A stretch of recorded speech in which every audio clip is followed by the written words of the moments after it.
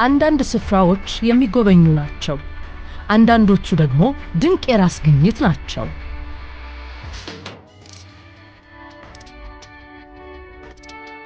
በሕያው የኢትዮጵያ መልክዓ ምድር እምብርት ላይ ውሃ፣ መሬትና ሰማይ ድንቅ ህብር ሰርተው የሚጎበኙበት የደንቢ ሐይቅ ተንሰራፍቷል። ስፍራው እንደ ቱሪዝም መዳረሻ ብቻ ሳይሆን አስደናቂ የልማት ትሩፋት በመሆን ለመጪው ብሩህ ጊዜ የለመለመ ተስፋን ይዞ በውበት ይገማሸራል። ይህ ቦታ ተፈጥሮ ድንቅ መሃንዲሶና የተጠበበችበትና በታላቅ ራዕይ የሚመራ ነው።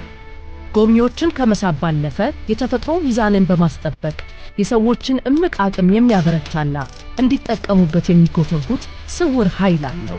የደንቢ ሐይቅ ሎጅ የሰፊው ሀገራዊ እድገትና ሽግግር ጉዞ አካል ሲሆን በጠቅላይ ሚኒስትር ዶክተር አብይ አህመድ የተወጠነና የኢትዮጵያን ተፈጥሯዊ ሀብቶች ዓለም አቀፋዊ ደረጃቸውን ወደ ጠበቁ መዳረሻዎች ለመለወጥ ያለመው የገበታ ለትውልድ ፕሮጀክት አንዱ አካል ነው። በዚህ ድንቅ ምድር ላይ ልማት በመሬቱ ላይ እንደ ግዴታ የሚጣል ነገር አይደለም፣ ይልቁንም ከምድሪቱ የሚመነጭ።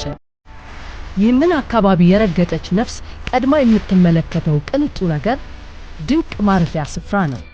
እፎይ የሚያስብል ቦታ፣ ንጹህ ሰማያዊ ሰማይ፣ እርጋታን የለበሰ ጸጥታን የወረሰ ውሃ፣ ስክነቱ የሚያስደምም የተፈጥሮ ውብ ዜማ። የደንቢ ደህና መሆን በቅድ የሚደረስበት አይደለም። በየሰከንዱ ግሩም ተፈጥሮ ተአምራዊ ስራዋን በእርሶ ላይ ትሰራለች። ገና የደንቢን ምድር ሲረግጡ በአየሩ ውስጥ በናኘው ጸጥታና እርጋታ መንፈሶ ከውስጥ ሲታደስ ይሰማዎታል።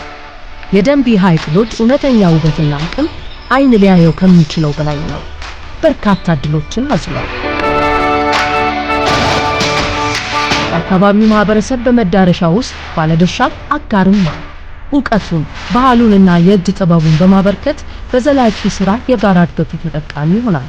በደንቢ ምድር ቅድሚያ የሚሰጠው አስፈላጊ ለሆነው ነገር ሁሉ ነው። ገዢ ከሆነው የሰው ልጅ አንስቶ ለስነ ምህዳሩ ደህንነት